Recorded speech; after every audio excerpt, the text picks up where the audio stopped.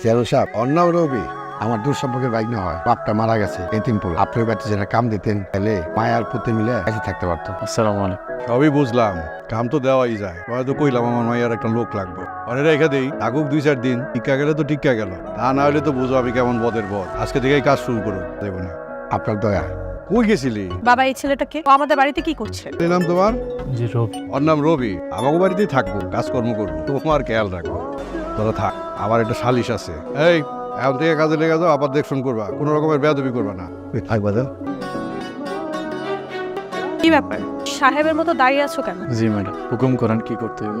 তোমার ঘাড়ের গামছা দিয়ে পাটা মুছো। এখন থেকে তোমার এটাই ডিউটি। শুরু করো। জি ম্যাডাম, দিচ্ছি।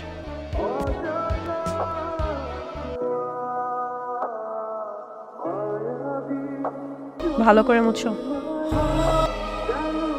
বাদা তুই যে প্রতিদিন মানে মুখে তুলে ভাত খাওয়াই দিতে লজ্জা লাগে না? এই বুড়া মরে যে ভাত খাওয়াস। আর তুমি এটা কি কইলা?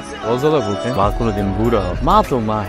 আচ্ছা মা, আমি যখন ছোট আছিলাম তখন তো তুমি আমার মুখে তুলে খাওয়াইতে, কারণ আমি বড় হয়ে গেছি, তুমি আমার ছোট।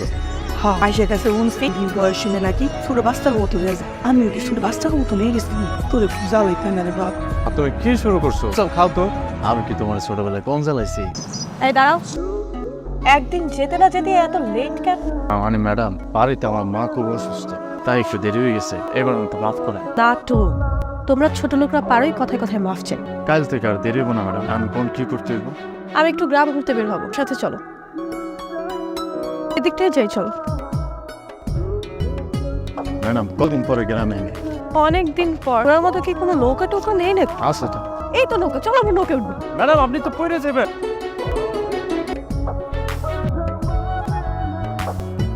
জানো আমি কতদিন পর নৌকায় উঠলাম? ম্যাডাম, আপনি যে জোরাজোরি করে নৌকার মধ্যে উঠলেন, এখন যদি চেয়ারম্যান সব জানে, আমার তো অবস্থা খারাপ করে ফেলাবো, আমার চাকরিও যায়।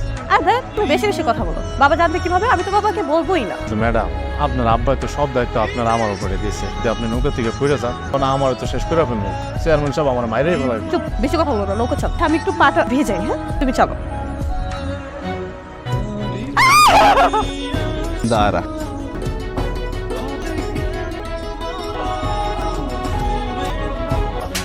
হারামির বাচ্চা, তোর এত বড় সাহস, তুই আমার মাইয়ারে পানিতে ডুবাই মারতে চাইছ? চেয়ারম্যান সাহেব, আমি তো মুখে মুখে তর্ক করবি না, ছোট লোকের বাচ্চা। রবির আসলে কোনো দোষ নেই, আমিও কি যোগ। তুমি থামো, তুমি জানো না এই ছোট লোকের কায় কারবার। তোর এই বাড়িতে দেখতে চাই না, বাইরে আমার বাড়ি।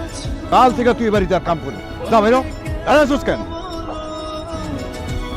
ওদের হারাম, করে দাও।